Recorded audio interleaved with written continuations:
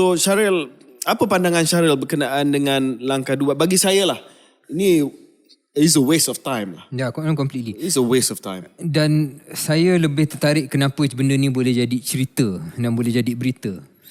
Sedangkan sesiapa yang boleh baca angka di parlimen dan spend 5 minit untuk memikirkan cerita ni, akan sedar bahawa cerita ni tak masuk akal. Ya. Tak masuk akal kerana macam KJ katakan, Sarawak perlu mengatakan bahawa kita nak keluar, tak nak sokong Anwar Ibrahim. Barulah ada sikit kemungkinan untuk ia berlaku. Ya. Dan kita tahu kenapa Sarawak nak buat, takkan berlaku. Sarawak takkan buat.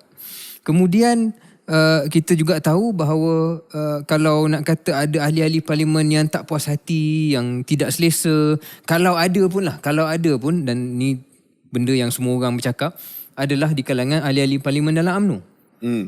Kenapa parti-parti lain nak kena ikut? Saya tak nampak kenapa parti mana-mana parti Pakatan Harapan akan buat benda yang sama.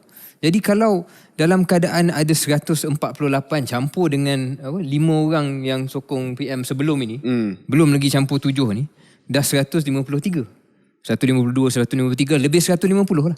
So untuk jatuh kurang daripada 112 majoriti, perlukan satu gelombang yang tak realistik dia akan datang daripada mana.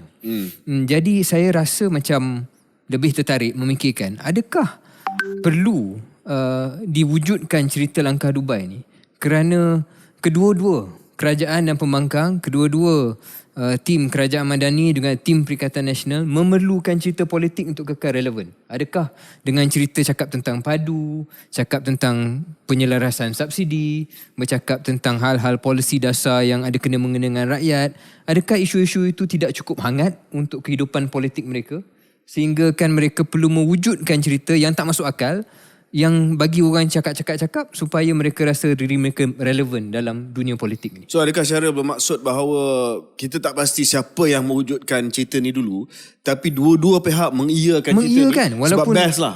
Sebab best. Dia orang perlukan cerita ni. Tak ada kerja lain. Tak ada kerja lain. Sebab macam KJ kata, dia buat langkah Dubai. Dia takut langkah Dubai. Yes. So JCOM yang mulakan cerita ni lah. Kalau kita tengok kronologinya. Dalam istilah politik barat disebut wag the dog. Wag the dog. Adakah ini wag the dog? Explain sikit. Bobby wag ni apa? Dia bila ekor tu apa? Dia bergerak. Pembandulan. Okay.